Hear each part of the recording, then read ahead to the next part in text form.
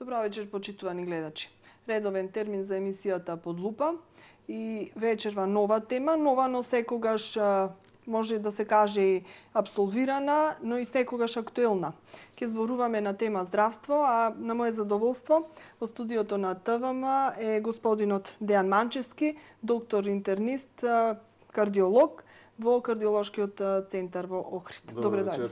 Поздрав до вашите гледачи. Доктор Манчевски, млад, релативно млад доктор и токму и таа тема ќе абсолвираме вечерва. Медицината, здравството и младите, како се наоѓаат во оваа професија, колку лесно или тешко можат да успеат овде во нашите услови, во нашата држава, а конкретно и во нашиот град. Еве вие од каде кај вас желбата за медицина, како стигнавте до овде, до овој стадиум до каде што сте, затоа што навистина една тешка, многу захтевна професија, многу одрекувања бара и многу време. Да, многу. Добро, медицината како и секоја друга, да речем, професија, си бара многу одрекувања, кое што значи најпрвен факултетот трае 6 години за да завршиш општ доктор, а потоа уште 4 години специализација, па уште 2 години субспециализација, значи тоа се 2 факултети. Не е тоа лесно, тоа треба да се знае и да се планира кога пациентот јас понавика, кога студентот ќе се запишува на медицински факултет. Меѓутоа е за мене барем многу интересна и благородна наука, која што понатака возможува контакт со многу луѓе, посебно со голем број на пациенти, нивно помагање, најбитно излекување и така натака. Ме прашавте какви се просперитетите во Македонија за нашиве млади доктори. Тешко е кај нас тука и за мене беше тешко. Јас негде околу 2004 или 2005 беше година завршив медицински факултет. Веднаш почнав со волонтирање, тоа беше во војна болница во Скопје на одделот за тораковаскуларна хирургија, каде бев 2 години. Учествував таму во сала, работев, помагав на хирурзите и така натака, меѓутоа тоа беа можда и уште потешки времења од сега, па немаше шанси за вработување таму. 2006 година додов во Охрид, тогаш се имаше отворено салата за интервентни процедури во кардиолошкиот завод во Свети Стефан. По препорака бев таму да видам што се дешава, што се случува. Разговарав со тогашниот директор, тоа беше градоначалникот бивши Бакрачевски. Тој кажа дека има потреба од доктори кои што ќе работат оваа работа, која што сепак е тешка, и така моето вработување почна таму, значи негде околу на средина на 2007 година, пошто знаете кај нас нема одма вработување нигде. И од тогаш сум во кардиолошки завод. Така. Ни кажавте што се случувавте од кога го завршивте образованието и специализацијата, но ме интересира, ќе ве вратам малку и поназад, ме интересира кога бевте на она раскрсница и кога требаше да одлучите каде ќе продолжите. Предпоставам дека веќе имавте одредено дека ќе студирате медицина, но може би ви се јави дилемата која што денес на многу идни студенти им се јавува каде да го продолжат образованието, дали овде кај нас или во странство. И за жал, се поголем е бројот кои што се одлучуваат да одат да студираат во странство. Што тогаш кај вас, какви мисли се јавува, какви чувства? Дали тогаш и вие имавте таква дилема или малку поинакви времења беа, па се остануваше повеќе овде во државата да се студира? Тоа беа поинакви времења тогаш, 1999 година беше кога се запишав јас на факултет. Во 1999 година сите од Охрид, најголем дел студенти, тоест средношколци кои што се запишаа на факултет во Скопје, останаа во Скопје, најголем дел. Останатите кои што не успеваа, тогаш имаше размислување да одат во некоја соседна држава, единствено ако не успеат Скопје да се запишат на најголем дел барем од нив, не сите. Сега малку обратна е ситуацијата. Ако не успеат странство, па тогаш остануваат кај нас за жал. Да. Зошто е тоа така? Веројатно целата ова ситуација во државата, значи целово наше општество е преоптоварено и преокупирано со политика. За жал, политикава е навлезена во сите сфери на општеството, од деца најмлади, второ, трето деление, па средна школа, па студенти, така натака, сите се преокупирани со политика. Кога и да уклучите на телевизија, вести или било што, слушате дека голем дел од докторите се минали во Германија, каде што платата е, не знам, невидено голема и така натака, кај нас тука се знае какви се условите и платата и нормално дечкиве млади се желни на зашто поголема плата и успеси, нормално ќе се упатат таму. Но мислам дека и денешниве млади нормално дека е многу важна екзистенцијата и оние средства кои што потоа ќе ги добиеме и ќе ги оствариме со нашата професија, но мислам дека се желни и за знаење и за квалитетно образование. И мислам дека за жал тука некако државата потврли, иако имавме ние еден најдобар образовен систем години наназад, но сега веќе ситуацијата не е таква и мислам дека младите заради тоа одат во странство да барат поголем квалитет во образованието и поголема практична работа. Барем од некакви контакти што сум ги имала јас со студенти или со некои кои што се заинтересирани да студираат, велат дека на нашиот медицински факултет многу малку е застапена практичната работа и малтене кога ќе завршиш веднаш не можеш да се вклучиш и да работиш, да извршуваш некои конкретни задачи, туку ти треба понатамошно да се усовршуваш. Јас бев меѓу последните генерации кои што завршија по старо, да речам, тие Како сте вие задоволни, значи, од начинот на студирање, што недостасуваше? Значи, дури тогаш, кога темек таа стара програма била прекрасна и не знам колку, и тогаш ние бевме запоставени во однос на практична работа. Значи, медицинскиот факултет бара теоретски знаења, наши. За разлика од странство, каде што мора нешто да знаеш да работиш. Значи, теоријава, нормално, дека мора да ја знаеш ти теоријата. Меѓутоа, без пракса во медицинава, ти си единствено доктор писар, ништо понатака.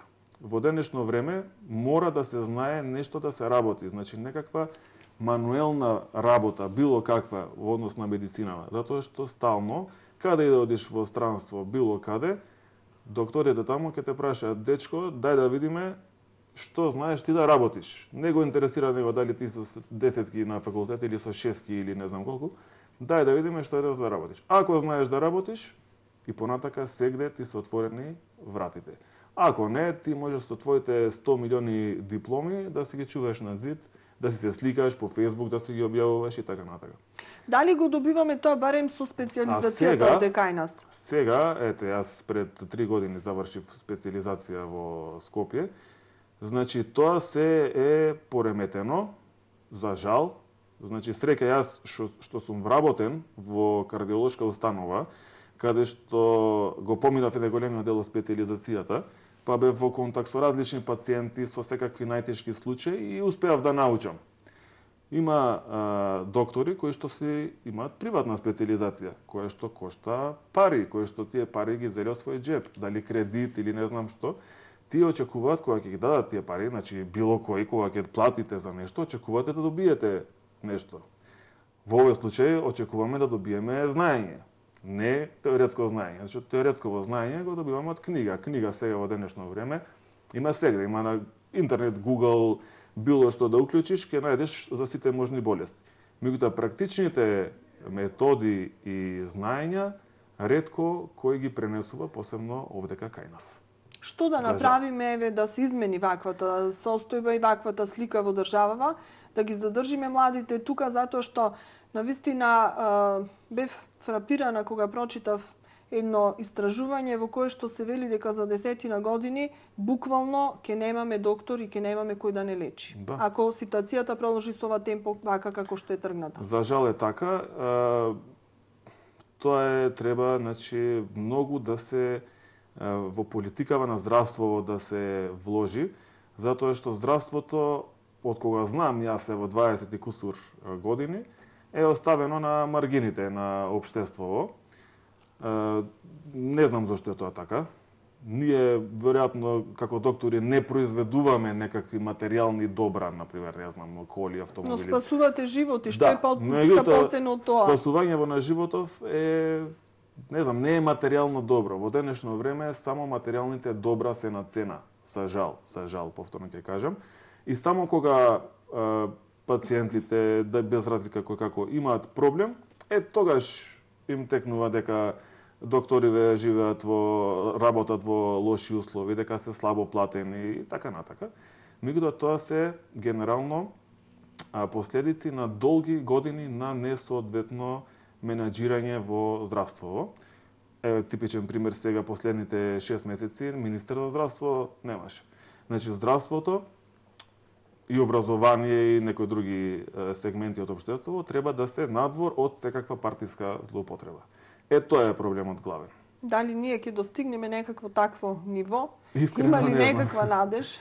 Искрено не знам, затоа што токуше на почетокот кажав дека партиските проблеми и политиката во државава е навлезена во сите сфери, во сите, вклучително и здравствово многу, и на крај страдаат пациентите. Сте се почувствувале ли во некоја ситуација деградиран и демотивиран и да добиете желба да ја напуштите државава? Како не, да. И покрај тоа што јас работам, да речам, во една од врвните институции во земјава, каде што работиме најкомплицирани процедури, најкомплексни, како што би се работело насекаде во светот, понекогаш заради X работи, например, гледам како работат мои колеги во Германија, како работат во Америка, со кои материјали располагаат, кои машини, кои просторни услови ги имаат и така натака, се тоа доведува да понекогаш помислиш и за странство. Финансиската добробит на тоа работење е друга приказна. Значи за финансискава заплатава на докториве да не разговараме, тоа мислам срамота. Колку се докторите платени во Македонија. А една причина и за заменување е токму и материјална. Реков ја, значи, една од основните причини кога ќе се определиме за што ќе се образуваме понатаму и во која област ќе се усовршуваме и тоа да си обезбедиме некаква материјална сигурност, затоа што животот си бара и си има многу потреби. За жал, нема друго во општеството светско ценење на нашиот, на било кој труд, освен со плата. Нема тука. Што кажуваат вашите другари, колеги кои што веќе работат во некои од странските клиники? Какви се нивните искуства? Во однос на странство... Што е поразлично? Многу е поразлично, но сепак е малку да ни доближите. Во однос на странство сум бил јас сегде и на конгреси, на обуки сум бил и по Западна Европа и по Америка и сегде. Значи, услови стварно врвни од сите апаратури, од се можно и од плата и така натака. Меѓутоа, странство е странство. Ево конкретно во Германија. Во Германија најдобар доктор да си во свет, никогаш нема да си пред германецот. Секогаш ќе си она како граѓанин од втор ред. Втор ред, да. Никогаш не ќе си тука. Не знам какви процедури да знаеш ти да правиш, значи било што да мозок да трансплантираш, никогаш нема да си директор, например, на некоја болница во Германија. Ќе бидеш ти шеф на некој оддел и така натака, ќе имаш ти поволности секакви, меѓутоа стално ќе си од втор ред. Исклучок можда е Америка, каде што сите се таму странци, па тоа е малце поразлично од таму. За разлика од тука, дома си е дома. Меѓутоа тука си граѓанин од прв ред, така, меѓутоа другиве поволности ги немаш, како што ги имаш во Германија, во Австрија и така натака. Ајде вака малку да ги свртиме работи од другава страна. Наместо ние да одиме во странство, да ни доаѓаат нам странски експерти, па да учиме ние од нив, да крадеме знание, да применуваме овде. Можеме ли, имаме ли таков капацитет? Добро, имаше, доаѓа едно време тука. Да, како не. Нашите доктори, ние имаме врвна медицина во однос на доктори. Дали не ќе се усрамиме кога ќе ни дојде некој странски стручњак, некој експерт, некој доктор, во вакви услови во какви што функционираат нашите, или веќе тие се свесни каде доаѓаат? Значи странците знаат каде доаѓаат, значи тие доаѓаат во Западен Балкан, во Македонија, каде што веќе се свесни, знаат што е, како и така натака. И тие доаѓаат со многу ниски очекувања тука. Значи тие доаѓаат, имавме ние неколку доктори кои што доаѓаат тука на конгрес, уствари, организираше кардиолошки завод. тие доаѓаат со многу ниски очекувања, мислејќи дека ние во некоја барака работиме, не знам А дури како. се пријатно изненадени. И кога ќе им покажеме ние дека што работиме, какви процедури правиме и така натака, се пријатно веќе, значи не стварно се изненадени пријатно докториве и викаат некогаш дека дури тие процедури не би ги направили ни тие лично самите, не што ги правиме тука конкретно за во кардиолошкиот завод. Така, иначе за во однос на доктори кои што работат, има, меѓутоа услови и материјални работи, тоа се друга приказна. Кога разговаравме пред емисијава, рековте дека во кардиолошкиот завод нема недостаток на кадар, дека сте добро екипирани, но Да.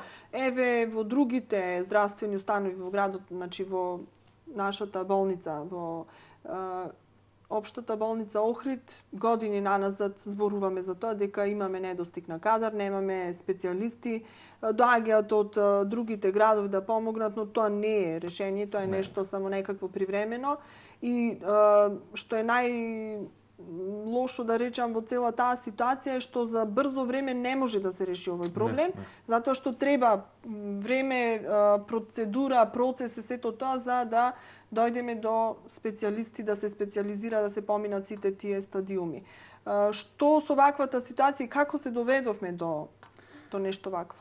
Тоа се, повторно ќе кажам, лоши политики во здравството долги години уназад. Значи, доктор, специјалист не се станува само со 4 години завршена специјализација, која што кажавме во Скопје, значи дека ќе ги набубаш книгите и ќе положиш испит.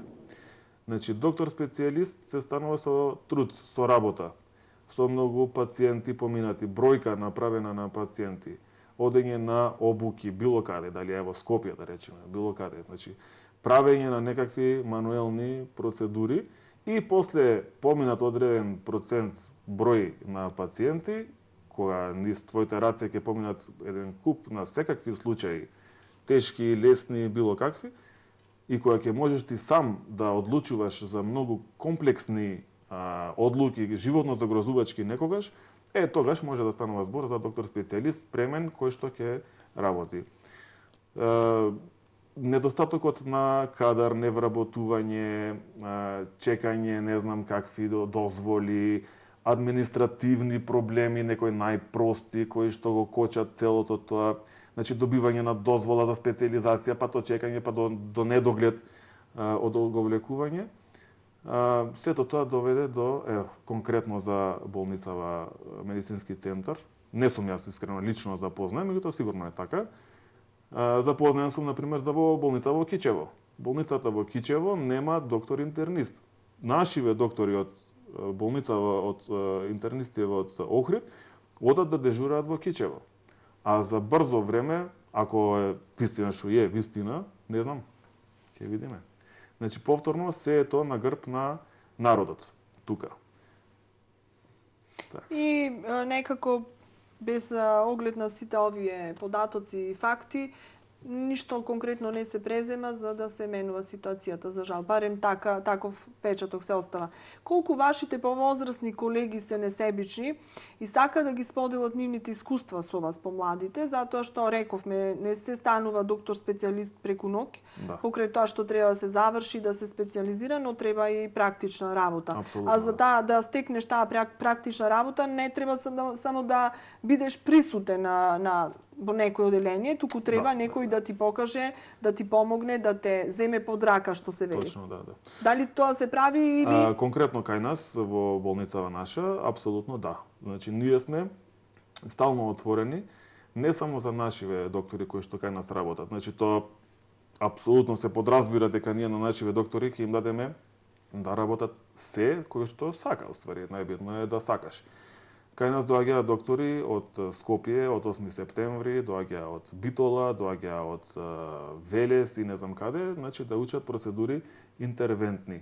И на сите тие доктори, кои што не ги ни познававме голем дел, ние им овозможувавме да ги, колку што се во нивните можности, во тој месец, два, колку и да беле тука, да научат колку што можат и ние несебично им дававме од знаењето. Затоа што колку и да работиме ние цел ден јас да оперирам, цел ден да ставам стентови, утре пак имат болни луѓе.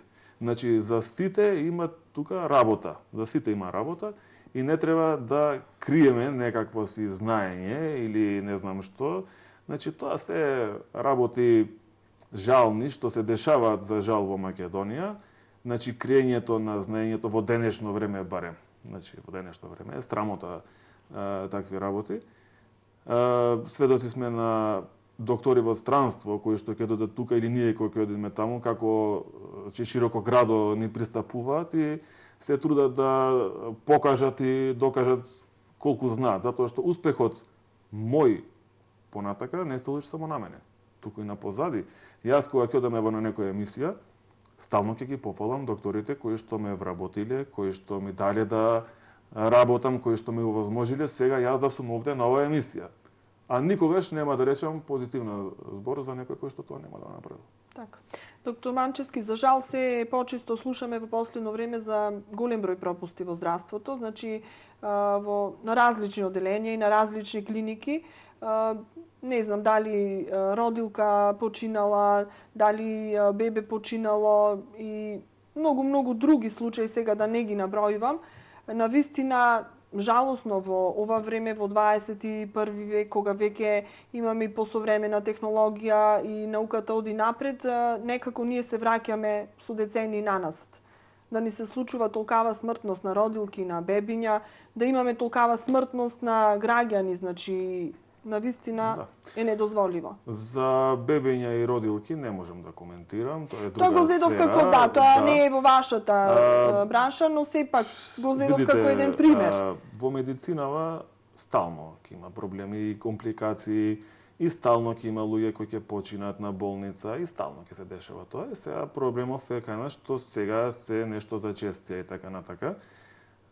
Посебно многу е трагично кај тие родилки до вчера здрава права, да речем, па тоа е трагично. Меѓутоа статистички, од статистиката не можеме да избегаме, се случува тоа, не можам за тоа да разговарам и не знам искрено како што се дешавало. Јас можам да кажам за нашиве пациенти, зошто е смртноста толкава голема.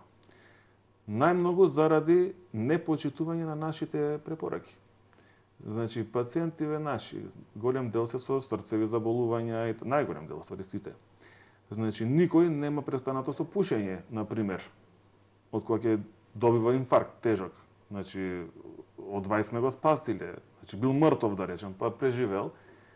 После 2-3 сати, најбитно е тој да запали цигара. Значи, никој немат престанато со пушење цигари. Шеќераши имаме, пациенти со диабет. Шеќерот, значи нерегулиран комплетно. Тој толумби, баклави и така натака си јадел, значи цело време. Значи никогаш не се придржува на нашите зборови. И затоа имаме и таква смртност, и затоа и бројот на пациенти на млада возраст, да речем, ево 50-60, што е релативно млада возраст, е поголем кај нас, отколку во однос на западниве земји. Значи, културата на живење кај нас е многу пониска. Плюс храна.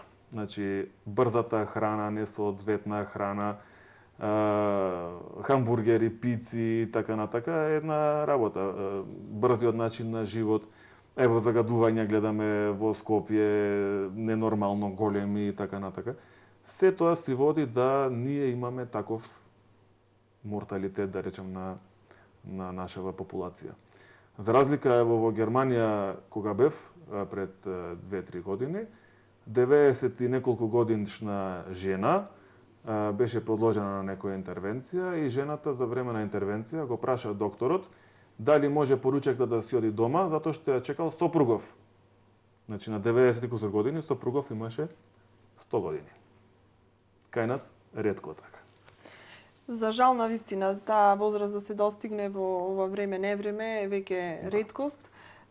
Стресни ситуации да не премуваме, значи за стрес од било каков облик, дали е во дечкиве во школи, па факултети, па така натака, значи тоа се си води понатака до стресни од живота, а никако да најдеме некој начин и време за себе да се малку растеретиме од тој стрес и тоа си го прави своето. Да.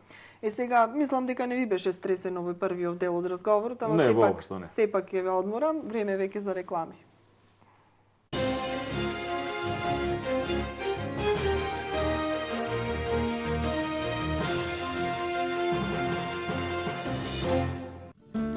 Препознатлив звук и загарантирана забава во Fish and Lounge Bar Лихнидос. Повторно со вас се Тајфата и Димитар Андоновски. Резервирајте на време во Fish and Lounge Bar Лихнидос.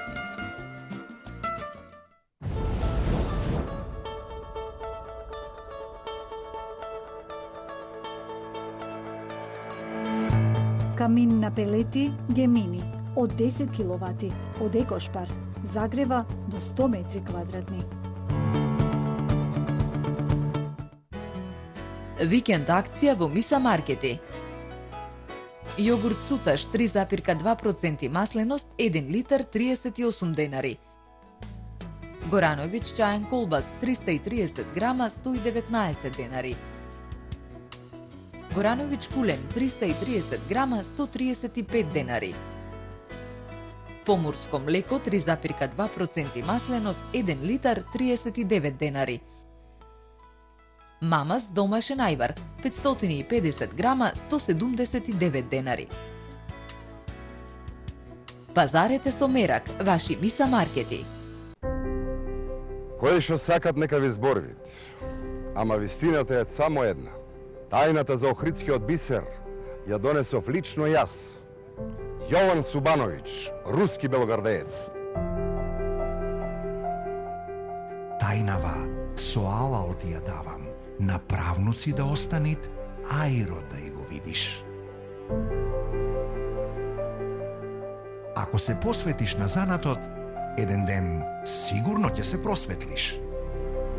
За прекрасната иднина на нашето семејство и за првиот Охридски бисер, верни на традицијата, фамилија Филеви.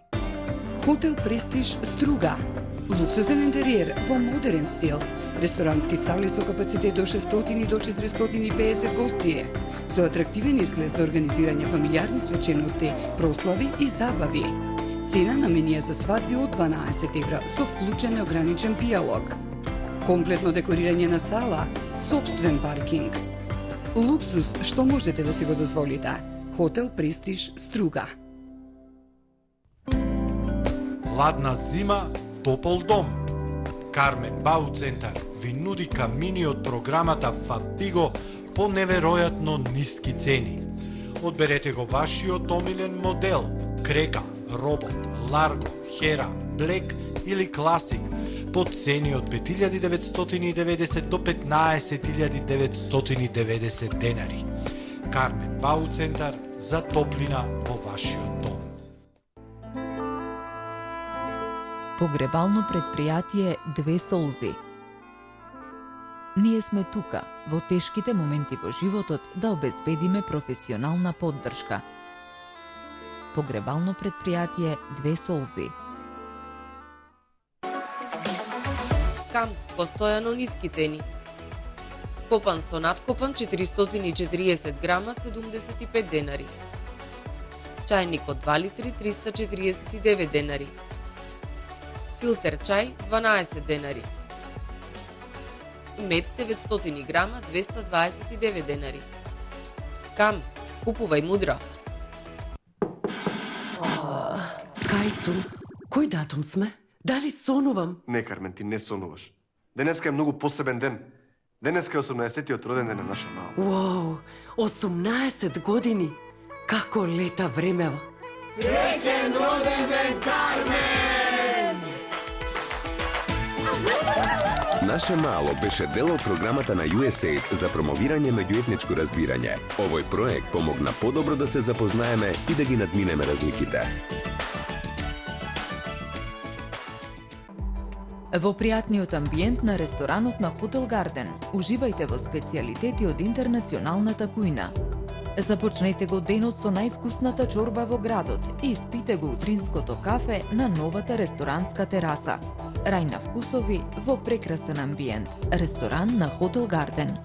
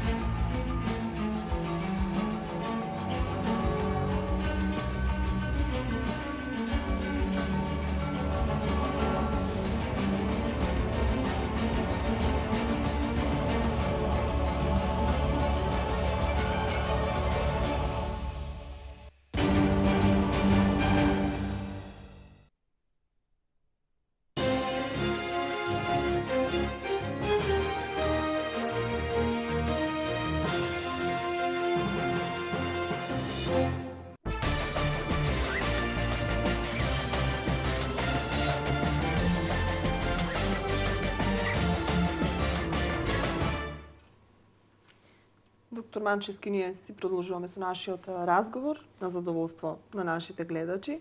Значи, зборуваме за здравството, за интервентната кардиологија, за она што е ваша професија веќе десетина години, но за и сите оние проблеми кои што ги тиштат посебно младите доктори како вас, кои што најголем дел од нив среќата си ја барат надвор од државава.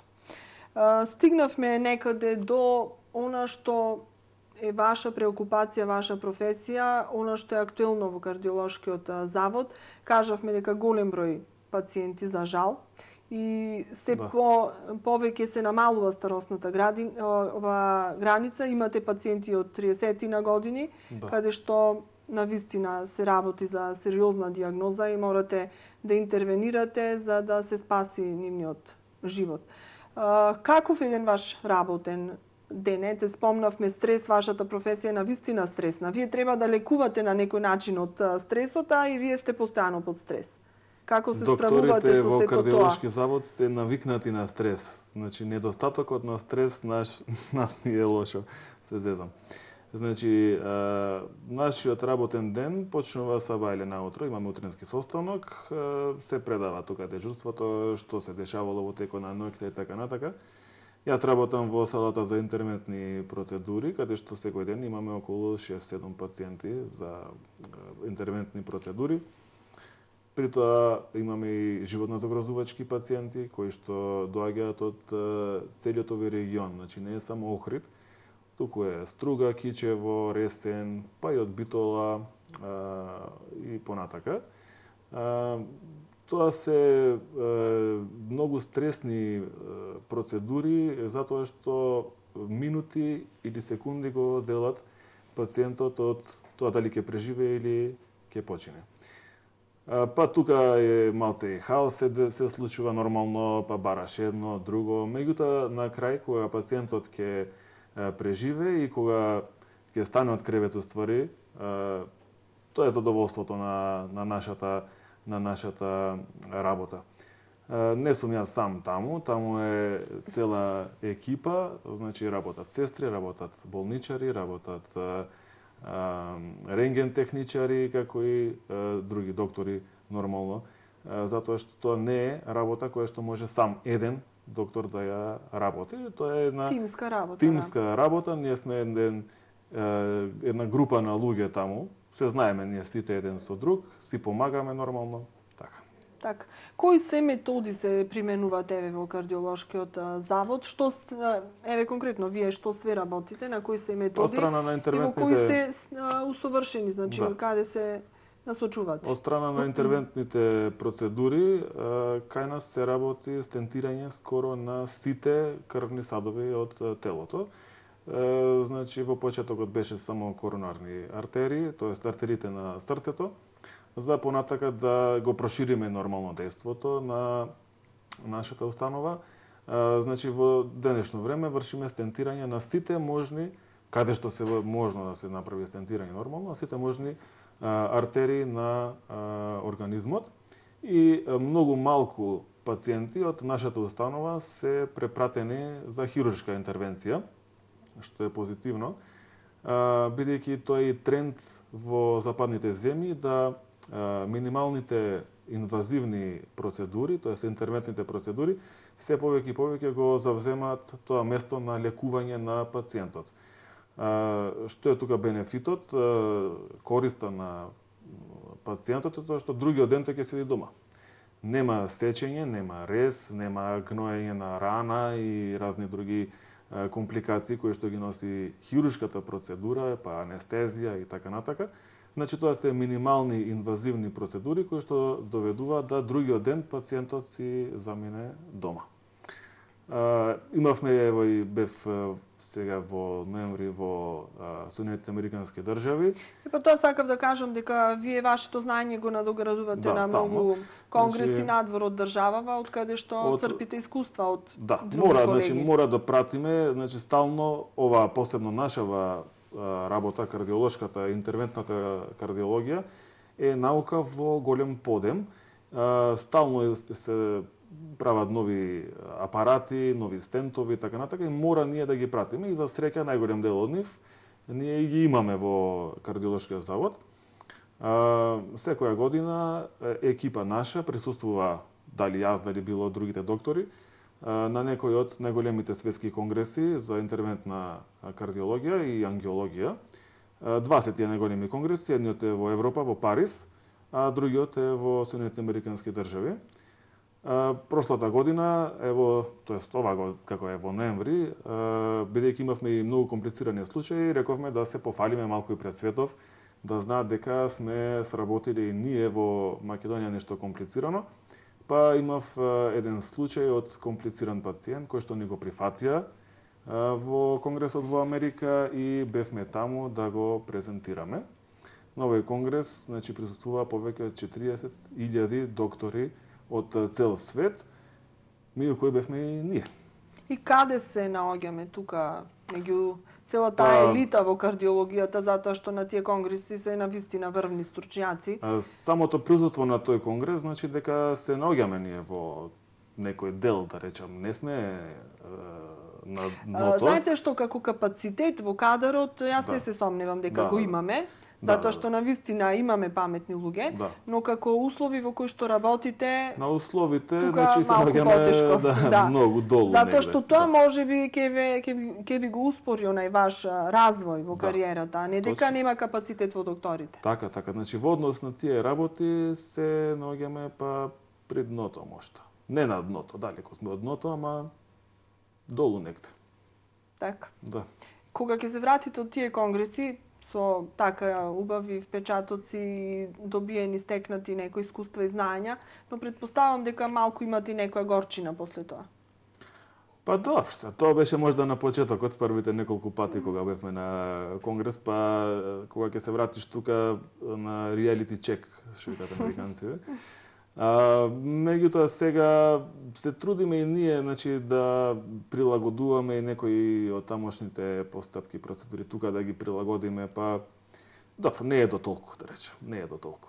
И се надевам дека ќе биде и подобро. Се надевам, не знам дали ќе затоа што тоа се надевам го слушав уште од мојот дедо и така, се надеваме дека во Македонија стално ќе е нешто подобро. Знаете што има една анегдота во најново време, велат надежта нели последна умира, ама сепак и таа умира. Да, за жал. Така да не знам до кога е оправдано да се надеваме, ама ајде, понатаму ќе се надеваме. Добро, има луѓе, не викам за медицинава, туку за било што, кои што малце по-напредно размислуваат и малку outside of the box, малку имат поширок поглед на свет, малку кои што биле негде надвор, виделе и така натака.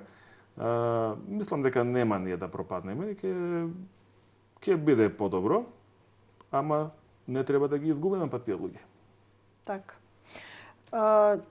Кажавме, значи, како вие на некој начин си го усовршувате вашето знаење и искуство, но какви се условите во кои што работите моментално? Значи, колку задоволуваат некакви стандарди?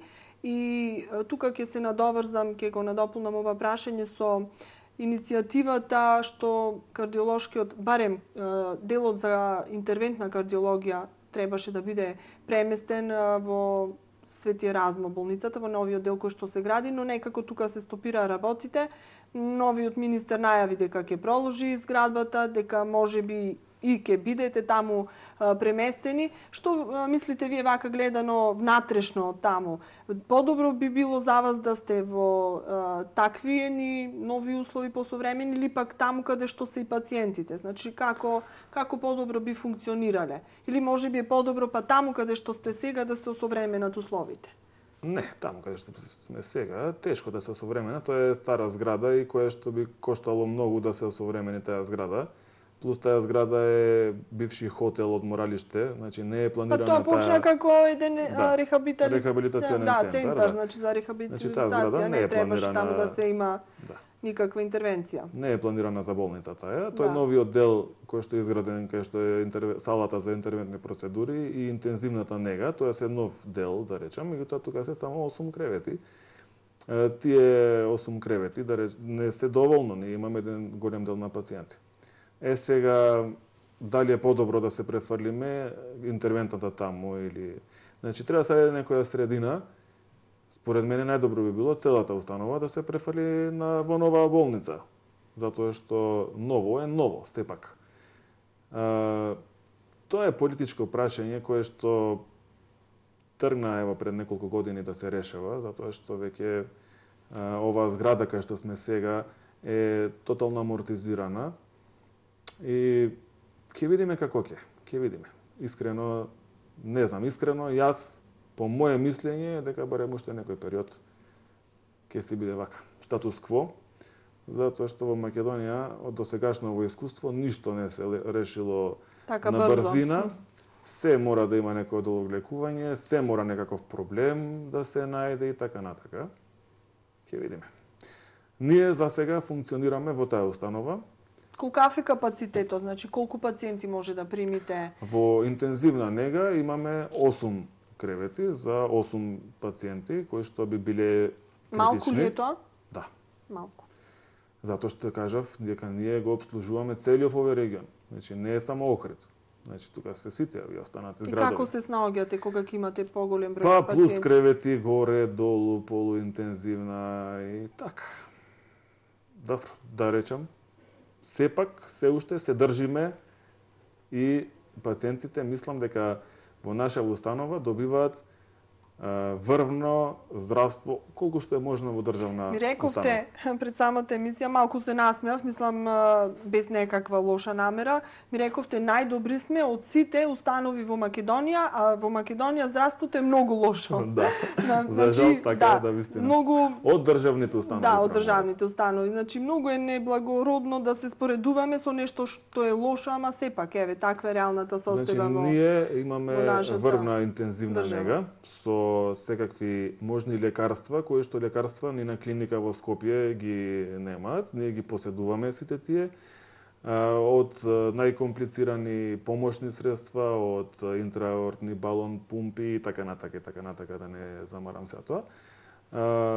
И се трудиме, значи самиве доктори, ние кои што работиме во интензивна, во сала и така натака и останативе доктори сите да пружиме максимално за пациентов. И самите пациенти тоа го чувствуваат и можда и заради тоа нашава установа е преоптеретена. Веројатно не го добиваат истото пациентите во другиве установи. Посебно не знам онаму за префемуват за Источна Македонија. Таму не знам како е.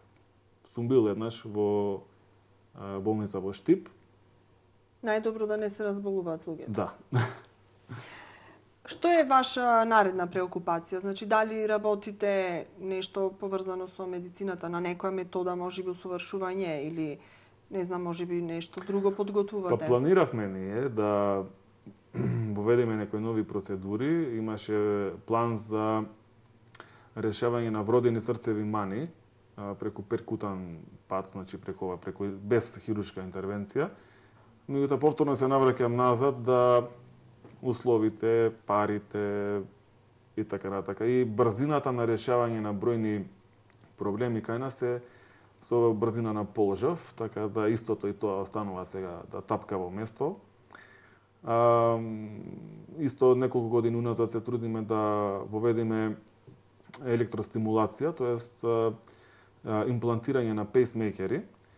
Тоа се нели апаратчиња кои што доведуваат до стимулација на срцево кај пациенти кои што имаат различни проблеми со ритмот и така натака.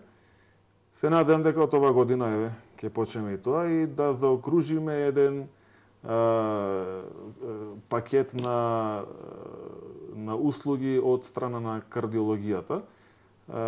Генерално тоа би било тоа, сега во секоја нели секој дел има до усовршување и така натака, меѓутоа со тие пейсмейкери и така натака би се заокружило една наше портфолио, да речем, на болницава, со што не би ги испраќале, например, пациентите во Скопје воопшто. Ние сега ги испраќаме за таква процедура која што може да трае 20-30 минути, а би можела и тука да се обавува. Понатака ќе видиме. Така. Малку сега ќе ве запрашам приватно. Вие сте веќе семено реализиран, имате 2-годишна керкичка, така? Скоро 2-годишна. Поздрав до керкичката. Да, во секој случај. Можеби И таа ви мафта сега од другата Сигурно, страна, да. обично на таа возраст така реагираат децата. Ако не гледа Пепа Пиг, сигурно Нека си се релаксира, таа има време за сериозни разговори и емисии. Како вие се релаксирате покрај тоа што сигурно керката ви е една од тие најомилени релаксации и поминато квалитетно време? Што друго правите во вашето слободно време? Па во зимски период не многу кај нас во Охрид. Во зимски период гледаме со друштво да се дружиме така попладне. Нели темница е до 5 сатот надвор, па нема ништо. Меѓутоа со пролетва сега која ќе дојде, јас ево веќе едно 10 години уназад одам на трчање, што си викам, значи џогирање. Веднаш после враќањето од работа ги облекувам патиките и барем 5 километри до Горица и назад, плюс минус некогаш, во зависно од уморот. И тоа ми е така една преокупација. И еве и прошлава година бев учесник на Охрид трчат, бев и представник таму како за промоција на тоа и годинава повторно. Добри се такви настани, навистина треба да се промовира, да. Секоја година сум присутен на Скопскиот маратон. Здравје, се надевам дека можда и во маратонот по Њујорк некогаш ќе учествувате, да. Добро е за докторе да има вакви активности, затоа што многу пати на вашите пациенти им советувате физичка активност, да не пушат, да се воздржуваат од мрсна храна, а многу пати ваши колеги го прават спротивното. Значи, добро е да сте добар пример. Да, има ретки примери, да. Еден сум јас, веројатно. Така. Добро, значи, ви посакувам искрено што помалку пациенти, што помалку болни луѓе, што повеќе здрава нација да имаме, посебно младите, навистина не повозрастните дека треба да бидат поподложни, туку младите треба уште повеќе да си внимават на своето здравје, затоа што треба да бидат активни и да творат во својот живот. Што помалку реков пациенти, но сепак добро е да се знае дека има еден ваков добар квалитетен тим за не дај Боже ако треба да се интервенира. Видите, ние во името на нашата установа е Завод за лекување и превенција. Значи превенцијата нешто мајнкаме во тој поглед. Ако имавме добра превенција, нека имавме и толкав број на случаи, ама да, затоа јас препорачувам на сите охриѓани и надвор кои што сметат дека треба да се прегледат, без разлика дали имаат проблем или не. Значи, подобро да се спречи отколку да се лечи, нели? Така. Ке ги едуцираме уште најмала возраст како да се грижат и децата и младите за нивното здравје. Ние како и установа треба сериозно да си се обрнува внимание на тоа. Ние како установа стално држиме сега во пролет кога ќе почне некои предавања како за матични доктори и за останата и за другиве луѓе. Од најпрости предавања за исхрана, за стил на живот и така натака до комплицирани процедури и така натака за малку едукација и на останативе медицински лица. И понатака и ќе продолжиме тоа да го правиме. Останувате во државава? За сега, да. Благодарам. Значи, навистина ми беше задоволство што ја исцрпивме оваа тема. И еве нека бидете добар пример и стимул за оние млади кои што можеби се двоумат дали да останат овде или да одат надвор од државава. Благодарам. Благодарам на поканата.